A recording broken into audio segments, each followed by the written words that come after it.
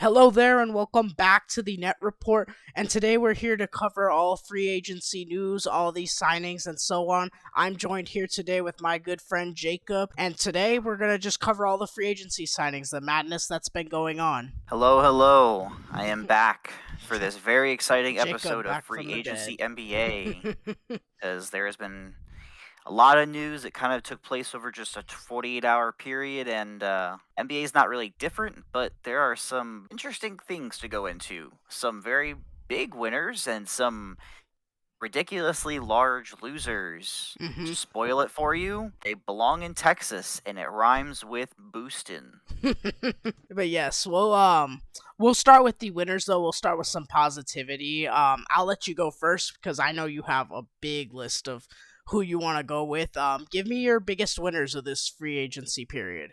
I don't know if they're particularly my number one. I don't know that I've ranked them, but I mean the most obvious one to me, and co-host of the podcast Tariq will like this one. Los Angeles Lakers. Yep. Listen. Rob Pelinka's had quietly two decent off seasons in a row after a couple really bad ones where people wanted his head. He had a very, very productive off season, and very quickly they kind of got on the board to start free agency. They kind of filled out the roster pretty nicely. I mean, just to start off with, just top to bottom as far as contract values, they re-signed D'Angelo Russell to I want to say it was a 2-year deal at 37 million. Yep. Very, very fair value. Um, I want to tell you that the second year is probably a player option. I'm almost positive it is, in fact, and that's your starting point guard. If you're the Los Angeles Lakers, got him back at just under 20 million. There's going to be a lot of speculation about he probably didn't have value anywhere else, and he probably didn't. But listen, he can facilitate. The big thing is, can he score at a high volume, effective rate? But we'll see. Not great in the playoffs last year, obviously, but we'll see if a full season with LeBron and AD can fix that. But still, 20 under sub 20 million for a starting point guard, tradable contract, which is what you're going to hear a lot of us say tonight. hmm Tradable contracts are the best contracts. If it doesn't work out in 1 year, wipe your hands clean. It's not guaranteed in the second year. Continuing to go down, Austin Reeves got signed to Lakers, kind of what we all figured. What I'll say is the cap number is much lower than I would have figured. 4 years, 56 million are the unofficial numbers. hmm No one else seemed to really be interested, but they got it taken care of. Again, that's another starting guard for you. Yep. They brought Rui back, 3 years, 51 million. Maybe a little bit more expensive than I would like for Rui, but I mean he was probably their best bench scorer in the playoffs. No, he was definitely the best off their bench for the most part, and he showed up come playoff time, and I think he has a spot on that Lakers roster to really grow and blossom into a great player. He's gonna have to step into that role this year. Yeah, we're just going to see more consistency from him. I think that was the big reason why they traded him out of Washington in the first place. The scoring was there; it just wasn't consistent. Mhm. If that three ball falls for him consistently, that is a Mhm. good deal for them off the bench. He's also showed some strides defensively too, which I kind of thought he Yes. always had the build for. I mean, 3 years, 51 million. It's definitely the most risky contract out of the bunch they signed, but once again, 3 years is not an eternity in the NBA. It's very tradable, and I, it's fine for me. They couldn't just let him go for nothing.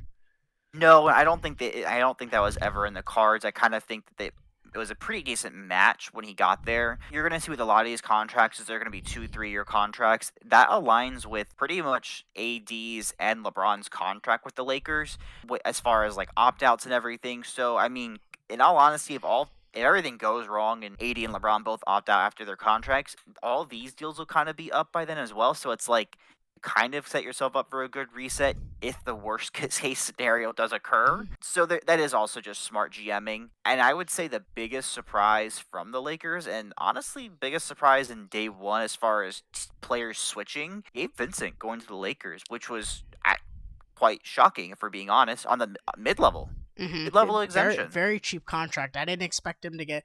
I expected him to get a much larger contract somewhere else. So to see the Lakers kind of come out of nowhere and hit him 3 years, 33 million, that's such great value for a player like him. In, And insane value. I mean, I don't think you start him. I mean, I guess there's a debate between him and D'Angelo Russell. mhm. I I guess you have all season to play with lineups and see, but Abe Vincent, that's great value. I think in the playoffs it could solve some of your defensive problems too. I mean, he's better defender than Russell. I mean, we're not talking lockdown, but I mean, he probably does a better job on Murray in the Nuggets series. So it's someone Not else to probably, he have does. there. He Yeah, definitely does.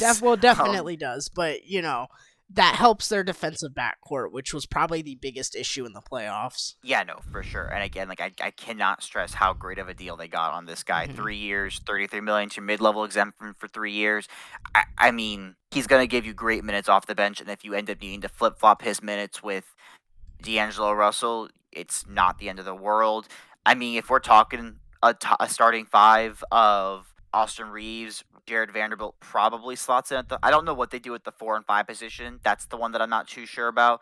But if you have Reeves and Gabe Vincent start 1 and 2, LeBron, AD, and then I guess you decide if you want Rui to come off the bench or if you want Vanderbilt to Mhm. start. Seen a lot of Flip people flop. penciling Rui in at power forward, AD at center. I think I like that lineup the best just because I think it offers the most versatility, like I would especially agree with you because offensively then you can wise. yeah, because then you can allow kind of Jared Vanderbilt to be your small ball five off the bench. Hmm. And in a pinch, he can be your small ball five starting too, obviously. But regardless, I think it kind of seamlessly you can move all of those interchangeably throughout the lineup. They also signed some other good bench guys. Cam Reddish, 2 years, basically the minimum for 2 years. I mean, I'm not saying Cam Reddish is a good signing, but it's high upside, is what I'll say. The Hmm. upside has always been there for Cam Reddish. We've just never really seen it. So for 2 years on a veteran minimum, like that's good value. Low risk, decent reward, I would say. So I like that Same too. thing with Just same thing with the Jackson Hayes thing. Low hmm risk. There's some pretty good upside there. I don't know if he'll be your full time backup center. I would still imagine they go out for another center. Maybe I don't hate the idea of them going back out if you could get him Mo Bamba. He wasn't a great fit for their last year, but if you could just get him on a minimum, I mean, that wouldn't be terrible for them just to have a third big. no, I definitely. I mean, I don't know about Bamba in particular. I think they can use some depth, but I like I said, I like what you said about Vanderbilt small ball four. So I mean small ball five. So I don't think And it's a then necessity. Torian Prince, 1 year, 4 million, just a biannual exception. Hmm. I mean, again, that's a decent score off your bench with decent defense. I mean, he's not the greatest defender, but he can still give you quality minutes off the bench. Kind of surprised the Wolves let this one go, but I mean, listen, these are all quality guys they signed. Like the only real risk upside guys you're looking at are Reddish and Jackson Hayes, and they're on veteran minimums. Like, what's the worst thing that happens? They don't work out halfway through the season. You cut them and sign someone else who's on a veteran minimum. Hmm. So Everyone else they signed are gonna give them good minutes. I definitely have to agree. They were probably the biggest winners of this free agency. Just looking at everything at face value, they got a ton of bench players who can play a role. They got Gabe Vincent, who I think honestly will be starting towards playoff time, especially when the game slows down. They need more defenders on that backcourt. I think the Rui contract's a little bit too much. The Austin Reeves one I wanted to mention earlier was a weird one because no one really took the Lakers' bluff, and they kind of, everyone expected, well, San Antonio, Houston, someone's gonna offer like the 4 year, 80 million or whatever the max was for him, and that never happened. It seemed like they didn't want to waste their time with that, and That's the kind of the Lakers just problem with get. restricted free agency, though. It's like because then your money gets tied up. Hmm. Like for I think it's like 24 hours if you make an offer sheet, and so we'll get into it. I think the Rockets were pretty much not suitors off the bat because they throw all this money at Fred VanVleet. So it was kind of like your only option was San Antonio, Hmm. and I guess San Antonio just wasn't interested. But like you said, I'm kind of surprised that they didn't at least make the Lakers pay for him. Like No, I everyone like was talking about that most definitely, and the Lakers luck out because of that. yeah, I think it really just comes down to like it's a 24-hour period. Your money's held up if you do that. I mean, if you're the Spurs, I don't know who else you were really signing that it made that big a deal. Like signed Julian Champagne, so I think they re-signed cool. Trey Jones. That's literally it. Yeah, I mean that was just a re-sign though. They did that pretty Hmm. early on, so it's not like that was their own restricted free agent. So again, there was no hurry for them as well. I don't know why, at least especially for the Spurs, like that kind of like rivalry with the Spurs and Lakers. Like, why don't you just keep the Lakers honest. Like, make them pay for their guy. Like, come on. That's just if anything, Reeves is staying in LA, so I guess you can't say he's the true loser, but like he lost out on quite a few million, like, or not quite a few, a I mean, boatload of money yes, because but I mean, considering he was undrafted, it's good to see for him. no, of It's still course. a great And payday. it's still we're talking about half a season's worth of play. Like you don't ever want to break the bank over that because play can regress and there's not a huge sample size, but he's definitely looking like he's going to be the third best player on this Lakers roster going forward, and you're going to need him to step up if they have any chance of winning a championship before LeBron retires. And that stacked Westie for sure. Mm-hmm. I guess it's the one loser for this team. It's like, it's just kind of annoying, especially as a Celtics fan. It's like, it's annoying that they got away with that. All off season, we're like, oh, how are they going to keep them? We're looking probably close 4 years, 80 million. 4 years, 54 million is what it comes in at. Like, that's a bargain. For what we saw last year from him, a straight bargain. In all honesty, he looked like their best player at times in the playoffs. He really did. So, I mean, good for the Lakers. I mean, Rob Pelinka, good for them. I hate saying it, but like, I just also like good basketball team construction. Like, this is a well-versed team. Like, I think the only thing I'm really missing from here is just another backup big, maybe. But this is a good roster. Like, this is a good roster. Maybe another like scorer off the bench, just because I don't know if I trust Reddish and Prince scoring wise like fully. But I mean, it's a well constructed roster. Reddish, no, but Torian Prince is a well-established. He can get you 8 to 11 a night. Like, that's off 15 minutes of bench time, if not more. So I'm not too worried there. He's not going to play more than 20, 25 minutes a night. So, I mean, he'll eat up those minutes in the regular season, and come playoff time, we'll see. Yep. But we'll move on to the next winner, and the first one I wanted to highlight here too. This one, not many people expected them to be able to retain everyone they were able to, but the Milwaukee Bucks I have as winners just because they were able to retain their most important guys.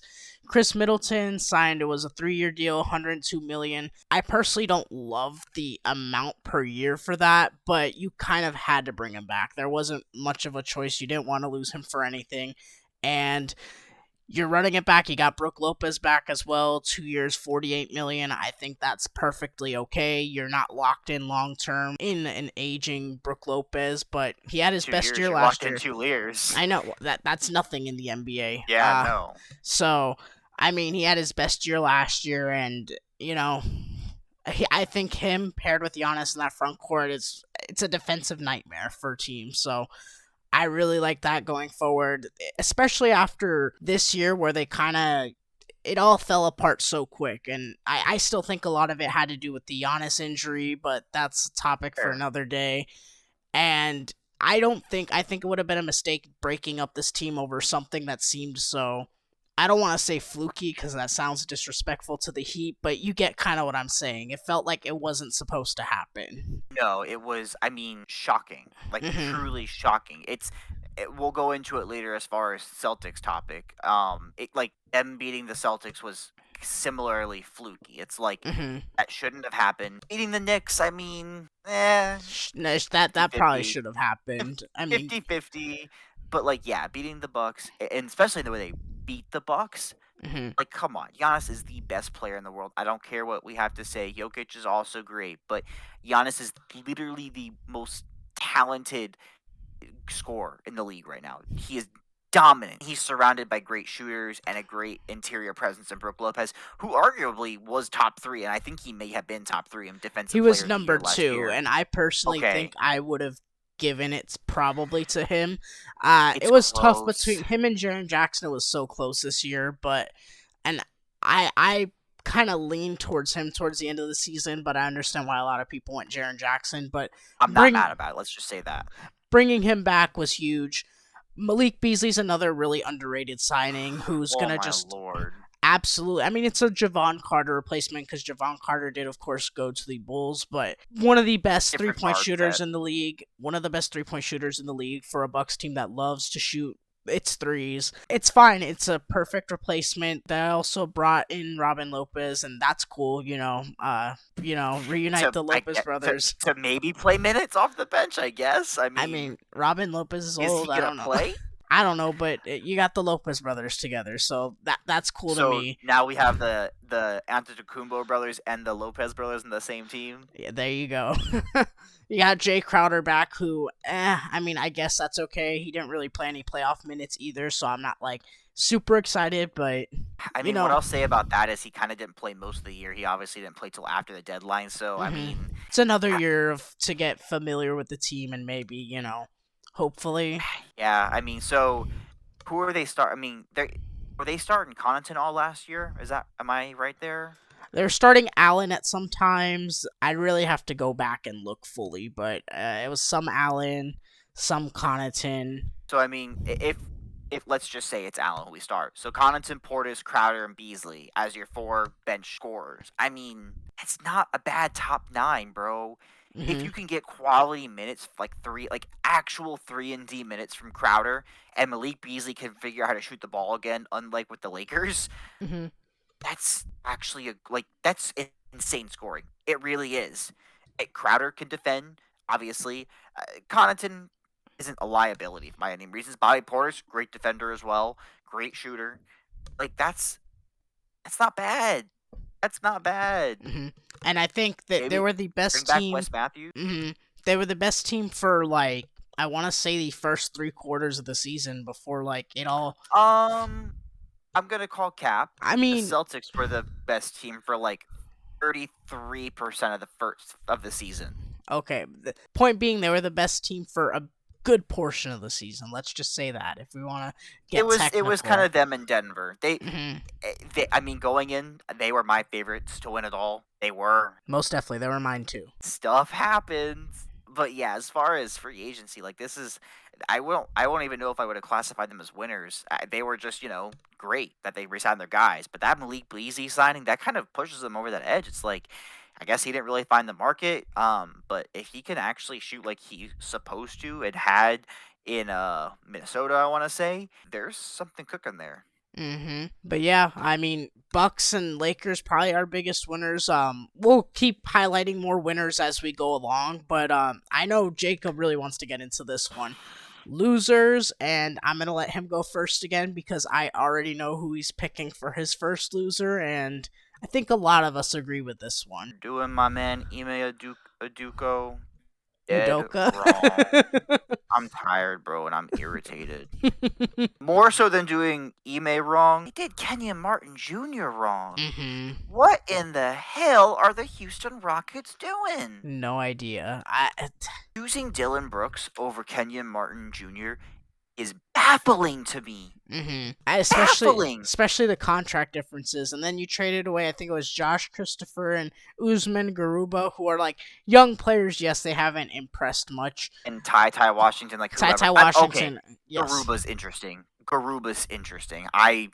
That's the one that I'm kind of annoyed about still. Garuba was of the three they traded, but like that's the problem with stockpiling all these picks. Once you get them, and then you want to like magically compete one year, you can't keep them all. You can't roster them. But I thought that they should have run it back at least one more year with the kids. Like, okay, bring in Fred VanVleet. I'll talk about the contract in a minute. I'm like, okay, you bring in Fred VanVleet to kind of be your veteran because last year, if you watched Houston Rockets games, it was turnover central. They were throwing the ball like it was G League. It was craziness. So, okay, you bring in Fred VanVleet on the ridiculously sized contract to calm them down, kind of be the voice of reason. Sure. And then they go out and kind of sign Jock Landale to be their new center, but I'm like, have Sengun, and it's really only like a 1-year guaranteed contract, so I'm like, okay, I guess, but like, did you need to do that? And then we get into the Dylan Brooks stuff. And for a team that I just mentioned, needs to be kind of whipped into shape. That's why they brought Ime in. He turned a great Celtics. He turned kind of a very selfish Celtics team into unselfish basketball for a time there. So that's why you bring in Ime for this kind of young, kiddish roster. You bring in Fred VanVleet, who's a champion. He is. He kind of helped that whole thing go along in the Raptors. And then we bring in Dylan the Villain. that's a. I haven't heard that nickname. I don't know if that's but I like it. I like it. The team that drafted him the Memphis Grizzlies stated after they were eliminated from the playoffs, a day or two, not very long after they were eliminated, under no circumstances will we be re-signing or bringing back Dylan Brooks. Like, Rockets, what are you doing? 4 years, $80 million? 4 years? It's definitely the length is the biggest problem to me. Like, if we're talking from a pure basketball That's my problem. standpoint, That's my problem too, is the freaking length. like if we're talking like from a pure basketball and fit standpoint, I actually don't hate it because the way their roster's constructed with Jalen Green in the backcourt, Fred VanVleet, you need a real defensive, like a defensive team wing who can be just play strictly defense, right? The problem with Dylan Brooks is he's gonna take a lot of shots. We've seen the immaturity issues in Memphis, and you're trying to whip these young guys into shape, right? Dylan Brooks is the last guy who's gonna, and who knows, maybe he turns a new leaf. Maybe we're not being fair to him, but I'm gonna have to see it before I believe it. And Dylan Brooks is the last player I expect to be really helping these young guys really get whipped into shape. And it's just 4 years. That's a long time. 20 million on the book, and that even eats into when you're gonna have to extend guys like Jabari Smith, Jalen Green, and the last thing you want, or Sengun as well. The last thing you want is for those guys not to be able to extend them because you still have this contract. And yes, it's still a tradable contract, probably like once it gets to 1 or 2 years down, like left on the contract. But man, that's the biggest one. I'm like, why? This is the problem with rebuilding teams. Like, there is going to be good examples, i.e., the Thunder, to an extent the Magic, and then there's bad teams who have been stockpiling all these picks and drafting players, like the Rockets. They too quickly decided, okay, we want to be good now. Mm-hmm. It's like, that's not how you do this. Because now what happens is you sacrifice all these young guys that you were, developing, the big one being Kenyon Martin. It's like, we haven't even seen him fully blossom. It's like, now you just go out and put all your stock into these kind of win now type guys. I haven't even got into the Fred VanVleet stuff yet, but like signing guys like Fred VanVleet, Dylan Brooks, and Jeff Green, those are win now signings. Mm-hmm. It's, and I feel like it's I just very. don't. Oh, sorry. Go on. No, go ahead. And I feel like it's very different from like signing veteran players to help the young guys versus win now. Like those are they can be two separate things. Like, for example, You're right. So, to be fair to Jeff Green, I'm sorry. Mhm. That is in a halfway decent kind of sign him and bring him to whip these guys into shape, because especially for guys like, honestly, especially for guys like Jabari Smith, who struggled shooting last year, Mhm. Jeff Green probably has a very good influence on him. And you mentioned them earlier. I look at teams like the Magic, who they had some salary cap space going into free agency. There's a salary floor now, so like we mentioned, we knew Houston had to spend this money somehow, some way, right? But you see teams like the Magic. Okay, Joe Ingles, 2 years, 22 million, right? Is that an overpay? Of course it is, right? But second year's a team option, so it's basically a 1-year deal. It's more of a deal just to have a veteran on the roster. You're still reaching that salary floor, and you're letting the young guys cook.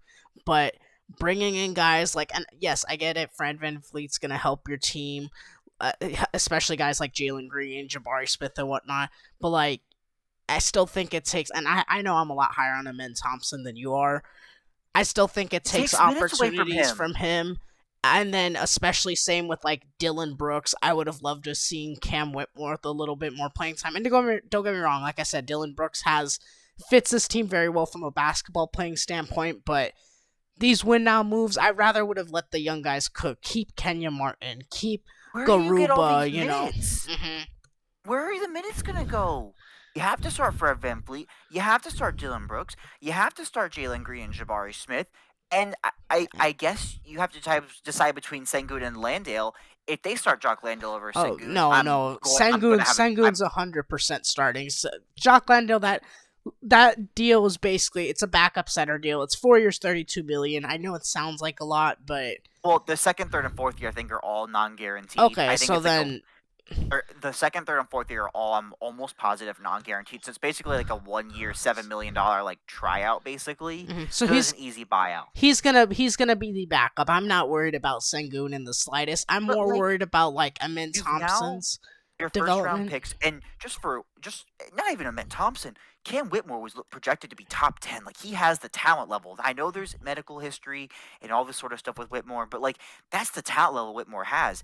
And then getting into Amit Thompson, you drafted this guy top 5, and Hmm. what you're gonna have him as your sixth man? What do you do with Kevin Porter Jr.? I mean, I don't mind getting rid of Kevin Porter Jr. I mean, I think he it's gets traded definitely, but I think so too at this point. You have Jashawn Tate, so I guess you're giving him bench minutes. I think they already were, but hmm you've now kind of regulated Amen Thompson to like be your six man, and it's like I don't necessarily in a perfect world mind that, but it's just like you have all these. I just don't know where the minutes are gonna go. I really don't.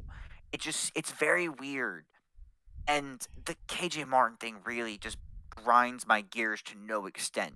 You're basically trading a one for one. It's like we're gonna give Dylan Brooks 20 million, who's a locker room cancer at this point, it seems like, and trade away a very great up and coming KJ Martin. And the Clippers got him on an absolute steal hmm as far as just giving up 2 second rounds for him. I have to assume they're not done filling out the free agents roster. I like, I think they still have some room too, so we'll see. But my and goodness, then I guess we can talk about the other elephant in the room. 3 years, $128 million for nice. Fred VanVleet. If you had told me before free agency started that on annual value, Fred VanVleet would get more money than Kyrie, I would have just assumed Kyrie signed for the minimum. That is crazy to think about. Houston, I guess you were probably in a bidding war with just Toronto would be my assumption, but holy cannoli. And it's not like Fred VanVleet's young. No, He's what, 29, turning 29. 30? Yep. But He's I think 29 and a half. I think I did hear. I'd have to fact check this. The third year's a team option. I'm almost positive. I'm gonna look So, into it right now. If it's not, I'm going to cry. I cannot confirm that as of right now. but we'll hop off the Houston hating trade right now because want to get into a couple other losers. One big one I have too, and I won't spend too much time just because it's more who they lost versus who they signed. The Miami Heat, just because they haven't Tentatively. tentatively, of course, yes, they haven't traded for Damian Lillard yet. If they do, then everything I say you can just throw out the window. Who cares, right? But Literally. they re-signed Kevin Love, Josh Richard. They bring back Josh Richardson on what almost like a 2-year minimum, right? Like Not something even 2 year close to minimum. that. Literally a 2 year minimum deal. Mhm. So if we're talking about steals of the NBA free agency, top 5 right there. Mhm. Great steal. And that deal will look a lot better if Damian Lillard does in fact end up coming to Miami. But obviously, the elephant in the room: they lost Gabe Vincent, they lost Max Struess, Pennies. and Max Struess, I Well, get you don't want to pay him. not for pennies on him, but Gabe Vincent for pennies, you're Mhm. mid level. Which Yeah. brings up the question: if you weren't going to give him the mid level, you have to assume they have something in the works. But until I see what that thing in the works is, y'all are losers. No, I definitely agree. Even if they were bringing Dame in, it's like Gabe Vincent for the mid level. I still would have signed him. He'd be really great, either backup point guard, or I'd even argue he can play the two at times if you need him to as well. So Yeah, I mean, or even be just a yeah. secondary playmaker. Like I would have liked that for Miami. And yeah, they signed Thomas Bryant. He'll be a cool backup center. That's better than Cody Zeller. We won't have to watch Cody Zeller in the playoffs, so that'll Unless you're the Pelicans fans, and then now you yeah. get to watch Cody Yeah, so Zeller. I guess maybe we will be watching him in the playoffs, but not in Miami. If not Giannis, if Zion's healthy, we will. If not, then we're gonna be deprived of him again. But the Miami Heat, they're big losers right now until Damian Lillard is traded. And I don't think we'll get into it a little later. I don't think it's a full guarantee he goes there because this ain't the Bradley Beal situation where he can force his way somewhere. So Portland needs to Yeah, we'll just get get. into that a little Yeah, bit later. let me not even go open up that can of worms yet, but that's one Speaking of loser. Portland, Oh yes, yes. Jeremy How'd I Grant. forget about that one? I That literally. doozy of a contract that came hmm out before everything. I don't know what they were thinking. It's the is no, it's the Even worst. It's worse than Fred you know Van what? Fleet's, I think. Oh no, it is. This is my least favorite contract. hmm Not well. It's worse It's than up Dylan there. Brooks. It's worse than Dylan Brooks in my opinion. Because Literally, Jeremy I Grant. don't know what they were thinking. Were they Jer- saying, "Here, Damian Lillard, overpaying for Jeremy Grant. That'll keep you for sure." I, the moment this happened, I think everyone collectively said, "This is only acceptable if Damian Lillard comes back." Now it's atrocious. And it's just so funny the timing of it. It happens. What was it? July 1st, the first day of free agency. The very next day, Damian Lillard requests a trade. Just absolutely hilarious, but sad if you're a Blazers fan. Just my How long is goodness. he on this contract before he gets It's traded? well. I don't know. I mean, to be honest, is there going to be any takers for? I mean, it's a 5-year contract. He's going to be 34 by the time it's at the end. I mean, I don't love it Do you one think? bit. Man, that contract's bad. The Simons contract is bad. I don't In know if I'd hindsight, go that far. you're giving Simons 25 million, bro. I mean, he's a good player and he's young. I'm not gonna go that far, but I mean, Nurkic isn't as bad in hindsight. He's just injury prone. Making a sub 20 isn't terrible, but geez Louise, Jeremy Grant, we'll get into Dame later, but that is a fat L. And then I just want to do a quick aside on the Raptors real quick there and were another one I our kind of thought. collective weird enigma of a team. They lost Fred Van Fleet, obviously. Kind of expected, and his replacement is gonna be Dennis Schroeder, which fine. That's an acceptable replacement considering where the point guard market was. It didn't have much to work with. Now, had they gone out and given Gabe Vincent the mid level, that would have been something. Or somehow stolen Trey Jones away from the Spurs, something like that.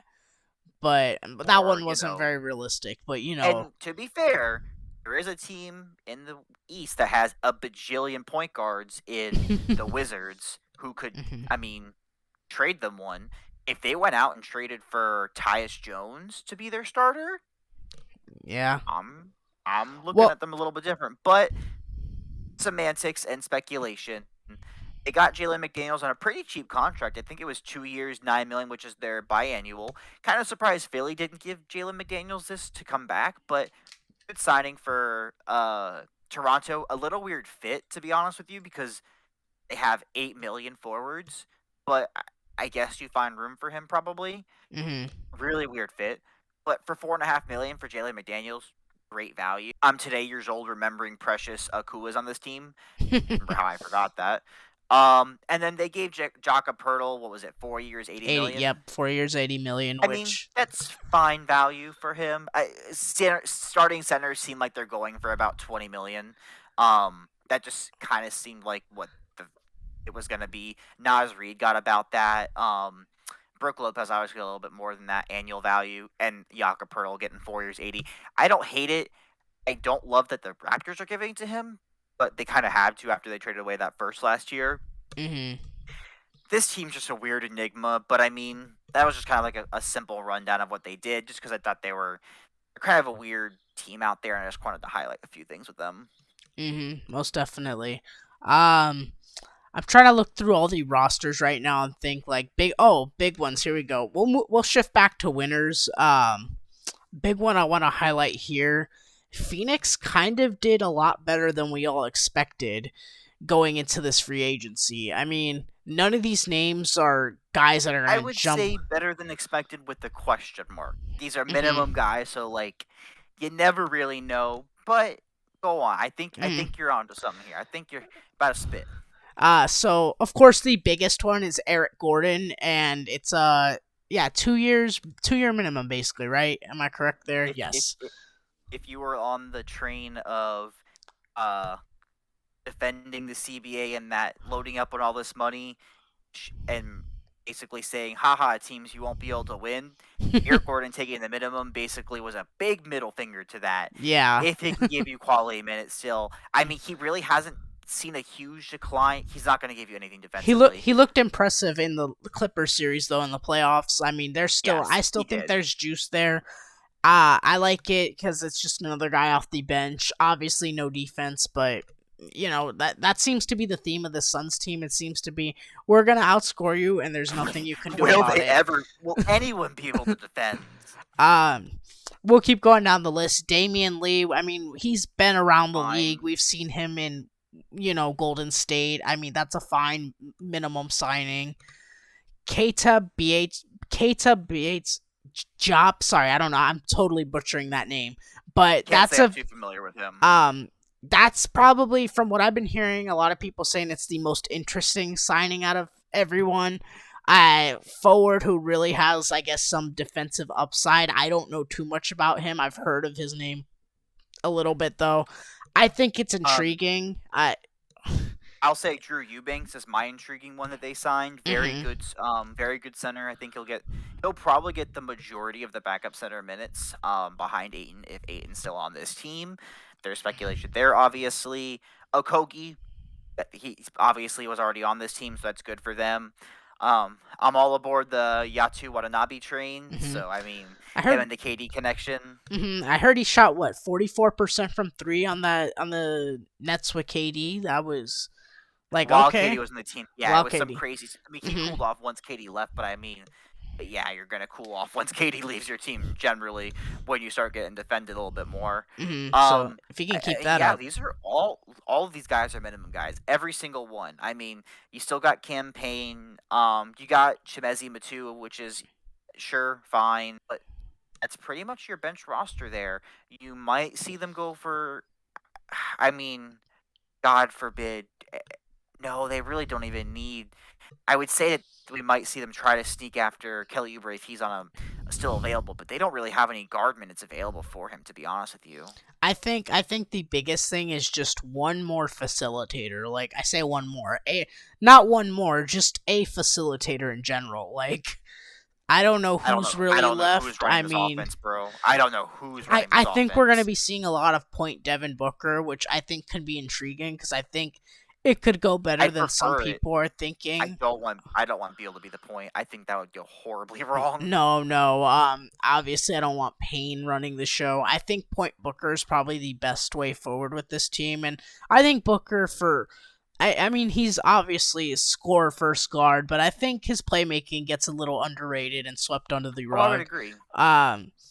So I mean, 100% agree. If he takes on that role, I think it can work. I still don't see this team as the favorite in the West, and maybe I'm just hating, but team built no defense and a team built like the Nuggets, like I don't see how that team doesn't beat the Suns, where it's just offense. I mean, I even think a team like the Lakers or someone else in the West who comes out could give problems. Like, heaven forbid the Clippers are finally healthy. That's a team that can give them problems too. So I like what they did with the bench. I really do. It's just, man, who's defending who? And then who? Like, you're right. Like, I'm gonna say this for a bunch of teams. I really am. I would have loved Pat Bev for this team on the minimum. Yes. I think I've said that about 3 other teams. I would have loved Pat Bev on this team for a minimum. I really would have. I don't know. They're doing the best they can. I get it. Like, they put themselves in this position, trading everything away. This is honestly the best case scenario. Much better than I've expected. I would expect we probably see another Eric Gordon situation still. At least one more. One of especially these as the market keeps dying down. Because it's really getting very ugly very fast. It's really only the Spurs with money, right? There's the Spurs and like maybe 2 other teams that I'm forgetting about. The Hornets have a tiny bit. The Rockets, I think, depending on how the sign-in trade with Dylan Brooks goes, have money. The Magic still kind of have money to pay. They have 15 roster spots, though. They're not signing anyone. They just waived Bol They're probably not going to. The Spurs are the only one, like you said, really with money at that $25 million. I don't really know what they're going to do with it. They might make a run for like Grant Williams, or I don't really, I don't really know. Maybe a PJ Washington. I don't really like either of those for them though. Well, I don't hate Washington Grant off the Williams for them. bench, but I don't mind both of them actually for them. I mean, you still got guys like Sohan and Keldon Johnson who you're gonna want in front of them, but I mean, you want to try to help Wembenyama win right away. I feel like so, or at least Maybe prove they to. give like a high end 2 year deal to like Christian Wood or Kelly Oubre. Mhm. Like front load the first year, kind of how they did with D'Lo's with the Lakers. Front load like a 2 year, 25 million deal or something like that, and just front load that first year and have the second year be a team option kind of thing. Mhm. Or a player option. I don't know however you want to do it, but they might do that because I still think that Christian Wood and Kelly Oubre are gonna get paid. Not like paid, but they should still get money.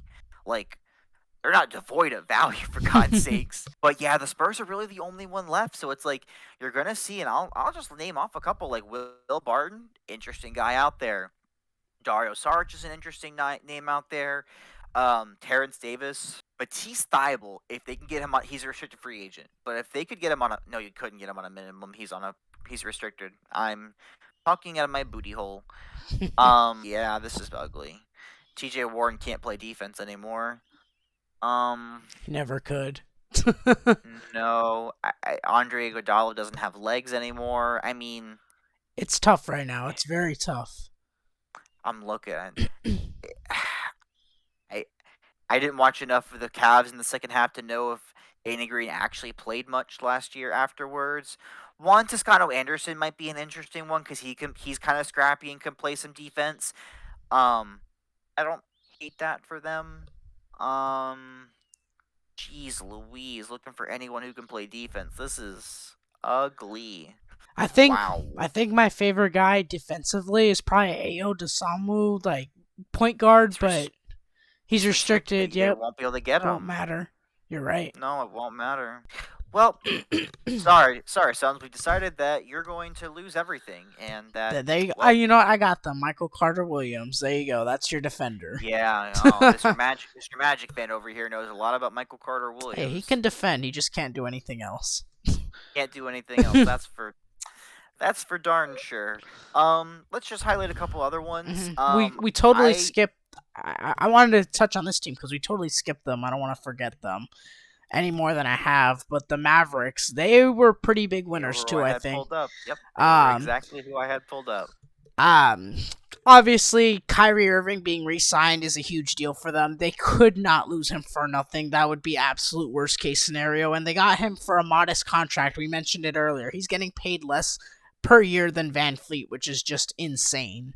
I mean, still $40 million. That's not nothing. $40 million is still a high dollar amount. But considering the third year's a team or a player option.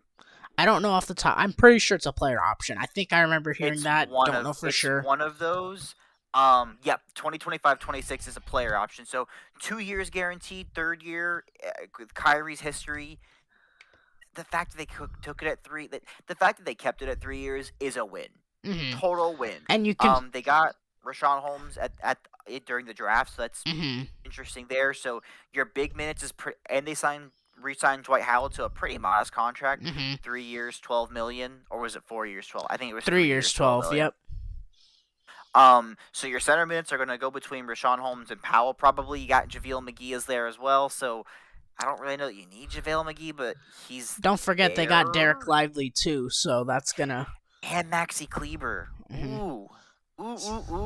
But Cleveland plays more of the 4. Yeah. And they just re-signed Seth Curry, I want to say. So he and Kyrie are obviously reunited. There's some good shooting there. They brought back Dante Exum from the EuroLeague, I want to say.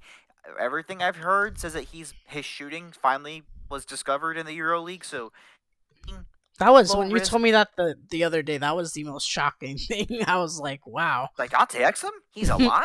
Yeah, I hadn't heard that name in years. So who knows? Maybe there's something there. Everything that I've been hearing kind of seems to suggest that they're not going to bring back Christian Wood, and that kind of makes sense. He never really fit that team. Christian Wood's getting to that point where it might be his last team if he can't figure it out. He's that weird player who like puts up really good stats but doesn't really impact winning at all. And He doesn't you fit know. he doesn't fit anywhere Mhm. at all. But yeah, you're right. It's like he can kind of put up numbers, but doesn't he doesn't really give you like if you're into that like plus minus, like he doesn't really affect you positively. Mhm. And then I mean, part of the Rashawn Holmes trade was they got off the Davis Bertans contract. Part of that trade or part of um the draft. So not really related to free agency, but it's still part of the reason why they could offer some contracts. And I think they still have some wiggle room to work with. I don't 100% know, but they might have their mid level still. I don't know that for a certainty, but still, they're working around the edges. I'd still like another scorer. Not even like I would love another scorer. Kelly Oubre wouldn't be terrible for I this actually team. would like that a lot because they have zero wing depth at all. I don't. I mean, they'd have I to. mean, He'd have they to have be. Tim Hardaway. I'm sorry. Tim Hardaway is not a wing to me. He's more of a guard. I know he can be classified as a guard forward. Look, someone if they could bring Oubre, it's an absolute win. I don't think it's really possible, but I mean, if there's not really any teams offering much, he might honestly just take a minimum or whatever they can offer just to kind of rebuild his value because like we said the CBA kind of killed the middle players and I think players like Oubre are really going to feel that. Yeah, no, they definitely are. Kind of just running down a few more like, really, really quick. I wanted to highlight the 76ers. Mhm. Kind of in a weird flux situation. They're not really losers, but they're not great either. They lose George Niang, which I mean, maybe Sixers fans don't like him, but that's a pretty big loss in my opinion. You lose oh, who else I'm having a brain fart right now, Chris. McDaniels, Yes, thank you. They lost Jalen McDaniels for basically pennies in the dime. And James Harden? the whole Question James mark? Harden, yep. Whole James Harden Question. situation. They brought in I, correct me, Pat Bev, right? So I mean, that's all they brought in, though. so I mean, I like that move. I mean, if that counts for something. No, I mean, yeah, it's a minimum move though, so it's not like it's gonna. I mean, it, it's nice, sure. It doesn't do anything though. It's Mhm. nice. So, yeah, I mean, they really haven't done anything. That's kind of where I'm at with this one, and I get it. Kind of everything's kind of tied to what you do with James Harden, but their roster does not look good right now. Mhm. Joel Embiid, Tobias Harris. I'm just gonna X out James Harden. Like it's gone. Whatever you get in for return from him obviously changes this. So Harris, Embiid, Maxi. I guess PJ Tucker's sticking around. D'Anthony Melton. Oh, they lost Shake Milton. Mhm. For not that much money. Cork Maz, which sure. Daniil House, and then you got Pat Bev. It's like that's a not great roster. And is Paul Reed still under contract or was he a free agent? I don't remember off the top of my I head. thought Paul Reed signed somewhere, or maybe he's still restricted. Oh, I think he has his qualifying offer. Okay, because I thought yeah, I I think see he's it. I still see. He's restricted. still yeah. He's knew. I swear I remember seeing his name earlier on the free agency list. That's why I just wanted to make sure. But Yeah, yeah, no, he's still restricted. It's he'll like, probably be brought back. But and I guess we can kind of use this to kind of springboard into James Harden a little bit. I mean, obviously, everything was kind of leading towards him re-signing with the 76ers, it looked like. It was, oh, he's going to the Rockets for sure for a while there, and then it turned into, yeah, no, he's going to the 76ers. And I'm like, I mean, I have my own personal thoughts about him going to the 76, staying with the 76ers, because I don't mhm. think he adds much of value playoff time, but losing him, he opted into his player option, which kind of signify not even kind of it signifies that he just wants to be traded. I don't know how much value people seem to think he has though. Like I don't think he has the most like when we're talking like James Harden compared to Dame. There's a steep drop off. Let's keep that like but they're gonna 100% get more clear. than they're gonna get a better trade value than they did for Beal. Like No, of it's gonna course, be of somewhere in the course. middle. I I just think I think there's I teams like the Clippers will for sure be very honed in on getting Harden.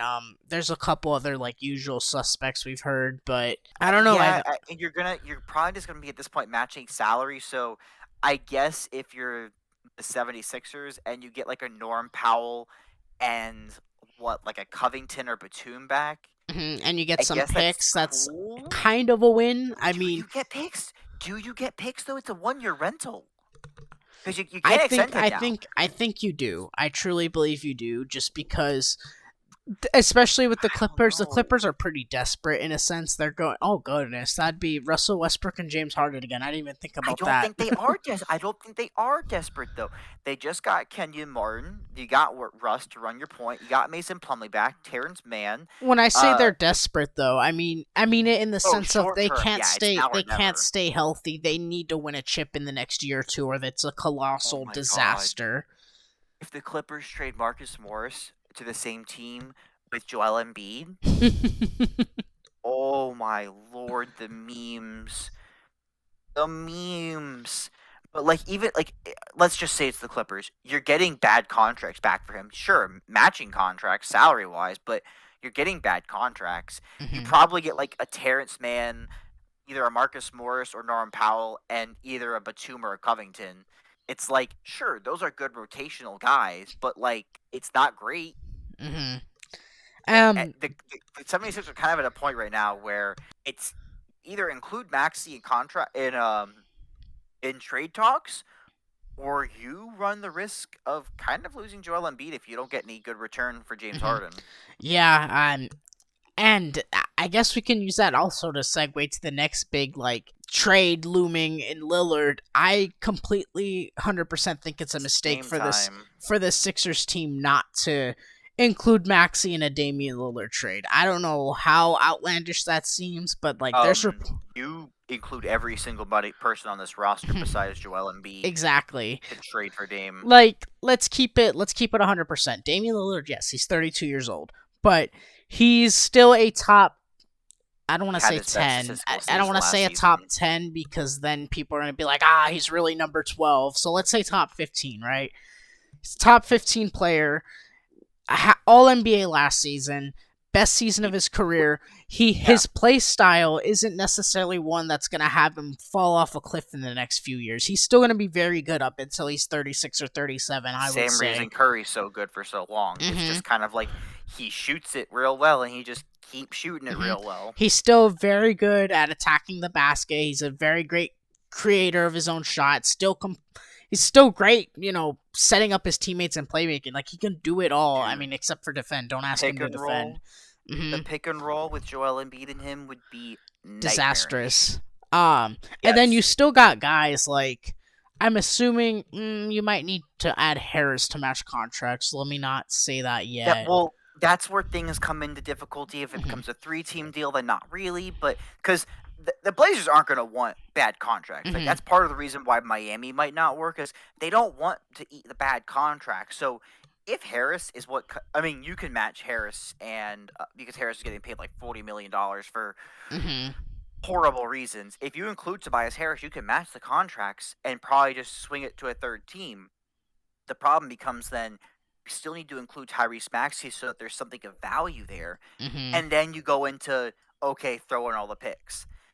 Because even if you decide, okay, James Harden's the player we're going to include, they'll reroute that to a third team. A la, I've been hearing a lot of him going back to the Nets or them switching that over to the Clippers, this and that. But either way, if it includes Harden and Maxey or Harrison Maxey, you got to throw in tons of picks. And I mean, I don't think that'll be the problem per se. I think that for whatever reason, from what we're hearing, the 76ers just don't want to include Tyrese Maxey. And it sounds similar to what happened was it last year or the before, where Miami is like, oh, we're not going to include Tyler Hero in trade talks. And it Who was really it for? Oh my lord, who was it for? It was for oh my goodness. I remember this all happening and I can't remember who it was for off exactly. It'll come to us eventually, but yeah, I mean I definitely think you gotta include Maxi in a trade, fill out the rest of the roster. Like if you even have to sign I'm gonna keep bringing his name up because he's a free agent who's probably gonna get forced to sign the minimum. Kelly Oubre or the Will Bartons of the world, Dario Saric, bring him back. look, there's guys you can fill out your roster with if even if you're worried, okay, but if we trade for Dame, it's gonna be just Dame and Embiid. To be honest, just Dame and Embiid still might be enough to win in the East or close to enough. I mean, obviously you're gonna need a little bit more well rounded roster, but my goodness, like it just seems like such the perfect duo. You have to do it. You can't run the risk of Embiid leaving. No, you definitely can't. Was it KD? Did they not? Was that the whole story that we heard a couple of years ago? They didn't include Tyler Hero in trade talks for KD. I don't think so. I No, I can't remember who maybe. it was. It was a big name guy that got traded, and it doesn't matter. Either way, yeah, I mean, it's now or never for the 76ers. Mm-hmm. We're getting to the point where you've consistently failed to make it out of the second round. And Joel Embiid is a very passionate person, and he passionately loves that city. Mm-hmm. But this is a very unloyal NBA, teams and players alike. No, most definitely. I've heard from the 76ers side that they still want to keep Harden. We've seen an unhappy Harden play for teams. You gotta trade this dude if this is what he wants. Mm-hmm. It really depends on the return. I don't personally believe there's a lot of value out there for him, but we'll see how desperate teams get. The problem is just matching the salaries, and we'll see. But they're on a tightrope right now. They Mm-hmm. can't mess this up for Joel Embiid. I mean, Harris's money's coming off the books soon, thank God. But even still, you need to figure that one out, boys and girls. And then I guess we can have that springboard into the Heat and Dame. They seem to be his preferred destination Mm-hmm. Which, for in all reasons. reality, doesn't really mean much. I mean, if you're Portland, It it's does obvious. though. It does and it Every doesn't. Like, every player kind of gets what they want besides Ben Simmons. all right. Um, Well, let me say this. It shouldn't mean much, but you're right. I It hope it might shouldn't. mean much. It might mean a lot. And look, if you're Portland, you should be trading him for the whatever you can get the best value, whether that's to a team like the Spurs, whether that's to a team like the Clippers, whether that's to a team The like whoever, Celtics. the Celtics exactly. If you can And get we've been hearing a lot of that the front office really just wants to get their best offer.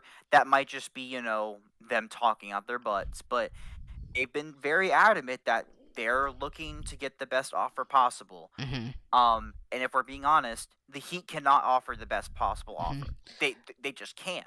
No, I mean, what good does Tyler Hero and whatever draft capital that Duncan they don't really Robinson and Duncan Robinson and Kyle Lowry, exactly. It's like, disgusting trade package. They already have Scoot and Shaden Sharp. That's their backcourt of the future. No need to crowd it more. I mean, and you still have Anthony Simons too. It's no, no. It's yeah, I mean disgusting. they don't need. Yeah, basically what would be happening is they would be trading those guys for the Blazers to either buy out people like Kyle Lowry or then retrade into a three-team deal or just retrade themselves, um, Duncan Robinson and or both Tyler Hero. So it's like why waste your time? Because then you're asking, it's like, okay, well, are the picks that the Heat give me that good? I don't really think so. No. Because if you send Dame over there, I mean, Jimmy Butler and him will probably be there and good for the next 4 to 5 years. Mhm. So it's like, okay, what do we look? I mean, are you going to give us unprotected 2020 or 2030 picks? Maybe, but even still, it's the Heat and Pat Riley and Eric Spoelstra. I wouldn't really bet on it. Mhm. It's not like we're talking about the Lakers in 2030 where it's like who knows what they're going to be down the line.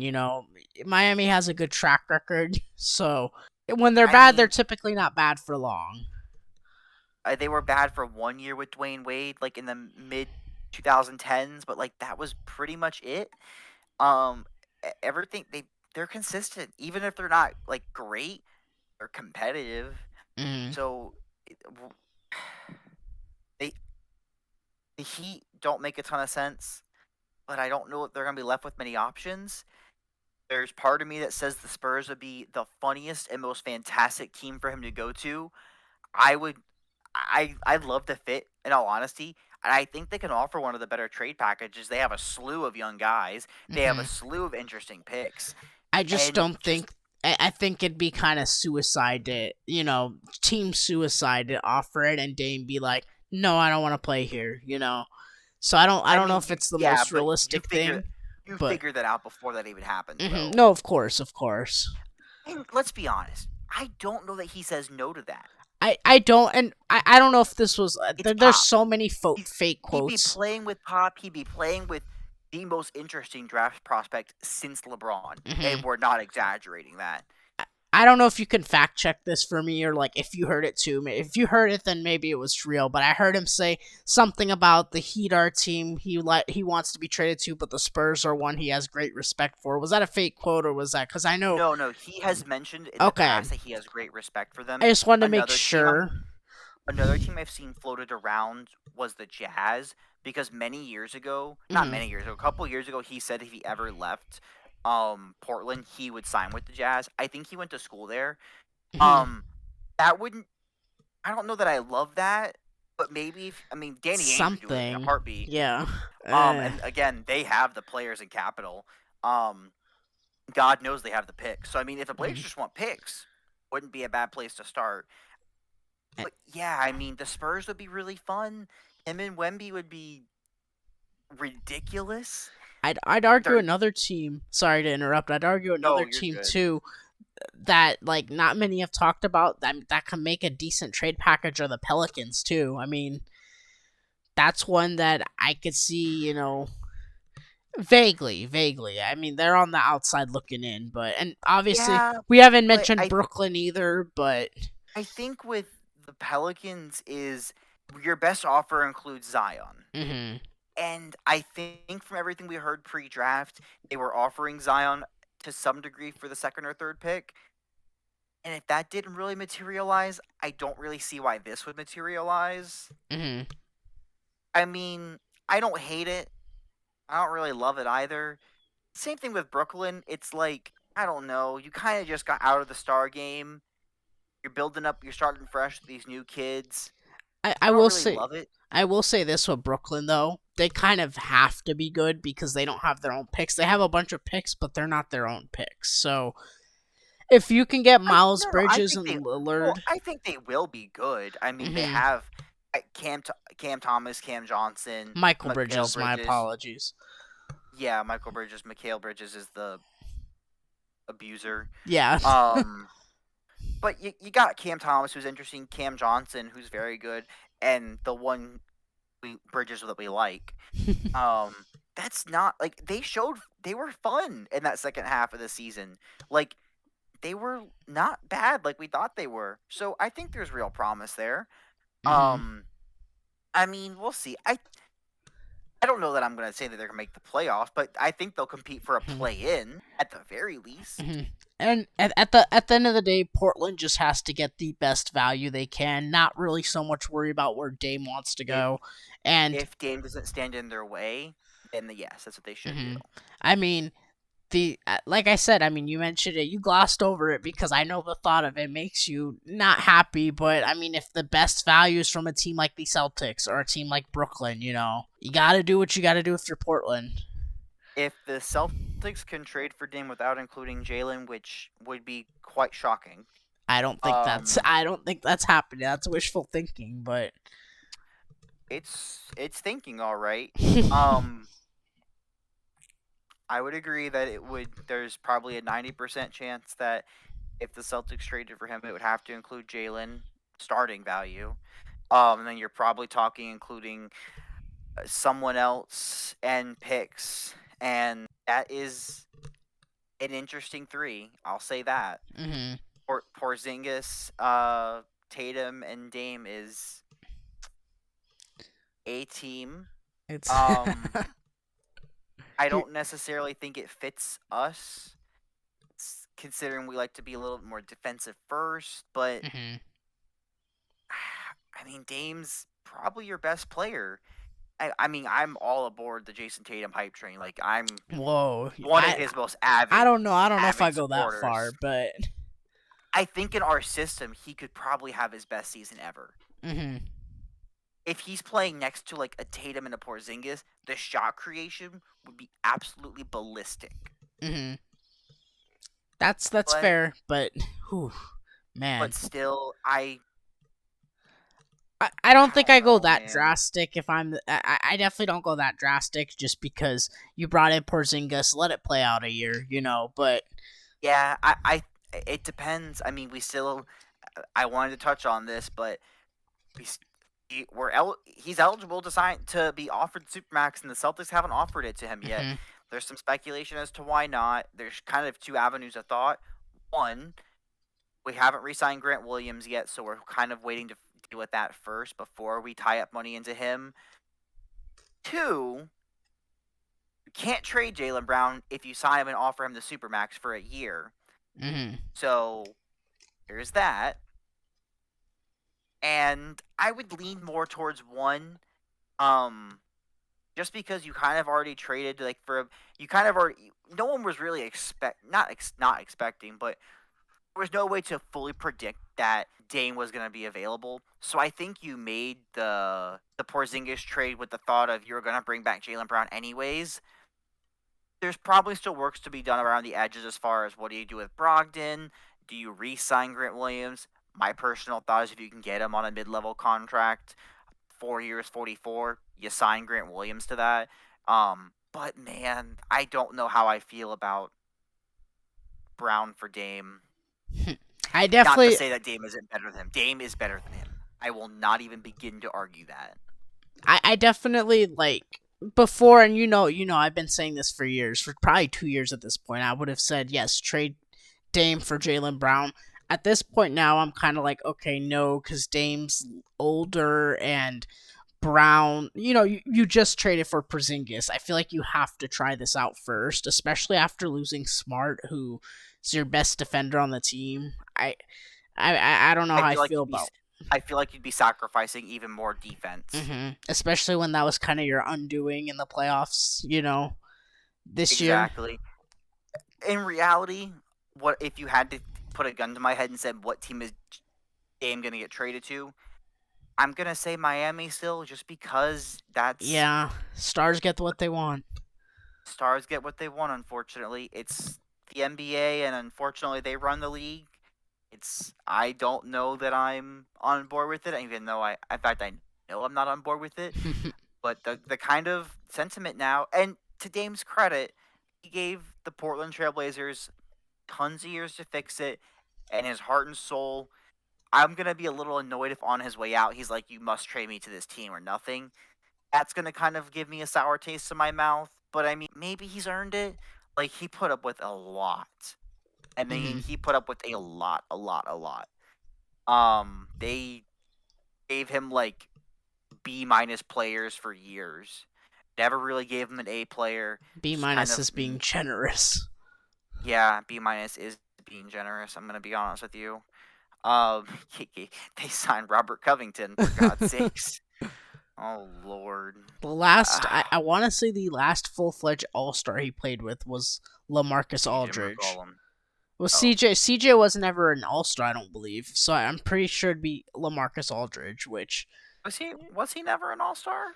I, I'd have to fact check that, but Are you serious, bro? The last All Star he played was with Marcus Aldridge. I'm almost positive. I don't want to fact check that because my stat sounds cooler if it's Lamarcus Aldridge. So I'm gonna go with I'm that for fact now. checking that.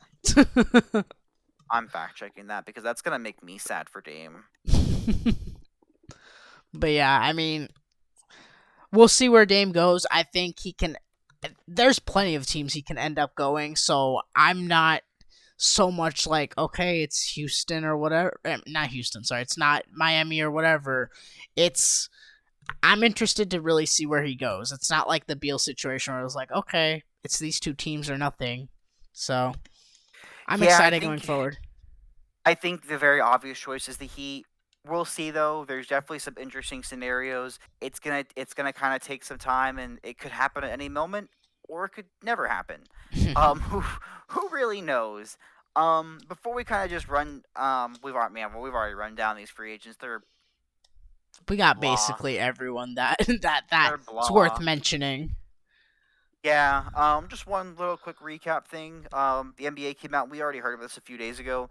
They're going to test in-game flopping penalty at Summer League. So basically, the referees will determine if there was an intentional flop.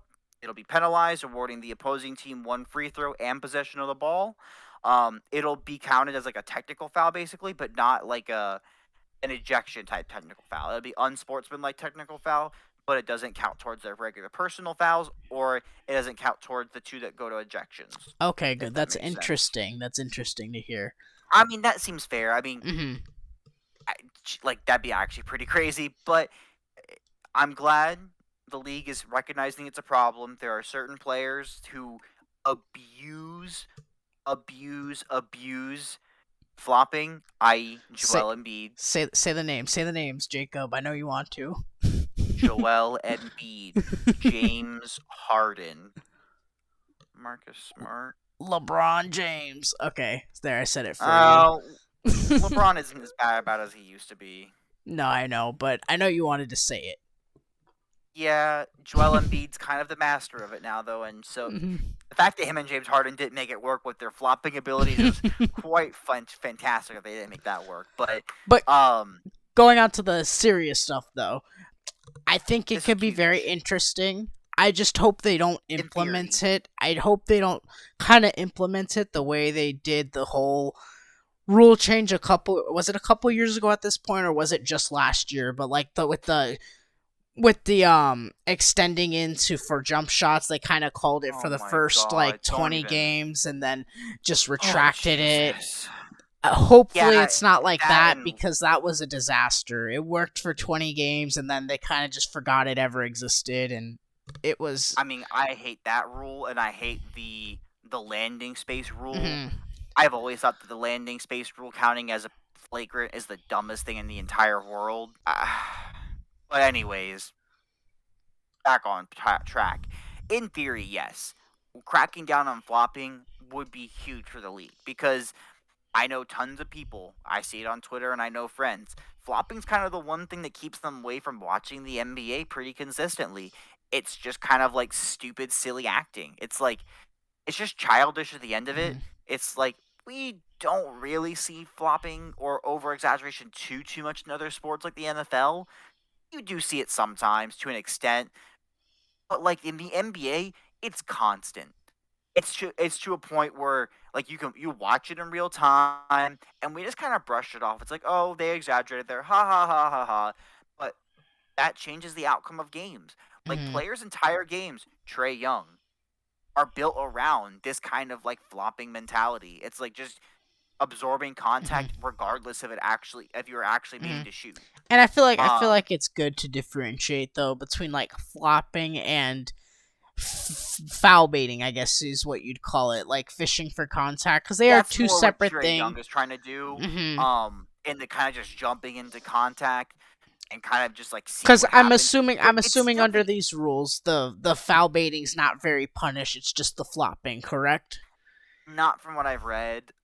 It's probably like a work in progress type of thing, is what I would imagine. Hmm. Um, I would just imagine my understanding would probably be just any over exaggeration, of contact. Hmm. Now that's again within practice, so we'll see. And I hopefully it works, but we'll have to watch summer league games and kind of just go from there to see what works and what doesn't. Hmm. But in theory, this is a good step forward.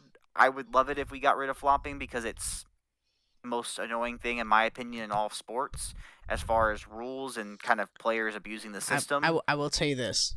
The new rough in the passer penalties, that definitely beats that. That's aside the point, though. Just to get You're your right. blood boiling a little bit there. But no, it's That's definitely another one of the topic most for annoying another day. things, yes. Oh, NFL. Side tangent. Imagine you're playing a game designed around tackling each other, and you penalized the team for tackling somebody. Yep, Like I opened up the can of worms. it's like that's crazy to me. One an entire side of the team's called defense job is to stop the offense from scoring, whether that be sacking them, tackling them for loss, or just stopping the ball from moving forward. But apparently, when you sack quarterbacks now, we have to treat them like Barbie dolls. We have to lay them in bed, tuck them in, read them a nice bedtime story, give them a glass of milk, and then we can give them a little tap on the shoulder to say, okay, I've sacked you now. But if put more than 5 pounds of pressure on their fragile little bodies, 15-yard penalty, new set of downs.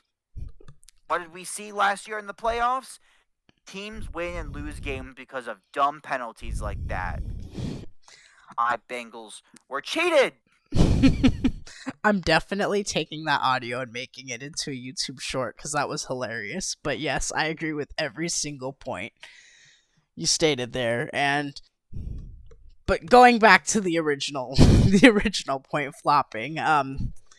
Yeah, I mean, I'm just interested to see how these are made, and hopefully we see them at least somewhat implemented into the season. I mean, I'm always for trying stuff like this because if you try and it doesn't work, you can get rid of it. Kind of like the NFL did with the pass interference penalties. The NBA's obviously implemented. I forgot about that. Jesus, that feels like forever ago. The NBA's obviously implemented things over the last few years, like challenges and so on, and they've worked. So to an extent, with the NBA, the other rule that they're implementing is that if your coach's challenge is successful, you get a second one now.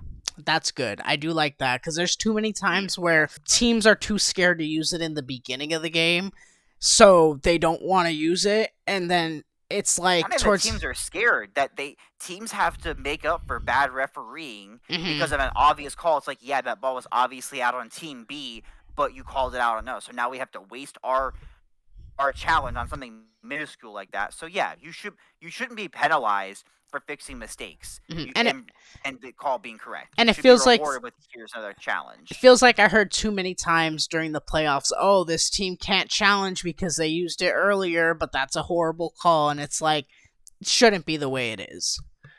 I mean, yes and no. I mean, yes, sometimes teams do challenge very bad things that should have been called correctly. Other times, teams challenge pretty stupid things, but if we're getting into the NBA fouling system, it's very subjective sometimes. That's a whole different video. We can make it another day about the entire foul system in the NBA and how it's ridiculous. It's honestly grown more soft than football has. But that's a different story for a different night. But yeah, I mean, there's been a lot of good rule work coming out from the NBA lately. So let's just hope this is part of that. And we'll just keep going from there. I don't know if you had anything else as far as NBA news. It's kind of the only thing cooking right now. No, I mean that's a lot cooking. To be fair, how could we forget? Our man's Bobo got cut today. And, I know. I'm crying on the inside, but I'm not as mad as many other Magic fans are. I've watched him play, and the second half of the season was insanely rough defensively for him. He just get absolutely cooked by guards. So it reminds me a lot of Mo Bamba actually too, but like honestly, probably even worse. I was gonna say you guys could go out and sign Mo Bamba. Oh, you know what? Here's another big that you could sign that can't defend. Go and sign Christian Wood. Christian Wood, no, I'm okay. We do actually need a backup big. Goga Batase is our backup, who I don't mind, but Bismarck Biyombo. Chill. Yeah, let's give him another $64 million contract. I think he deserves it after, I mean, after he swindled you the first time, yeah. He absolutely deserves another one.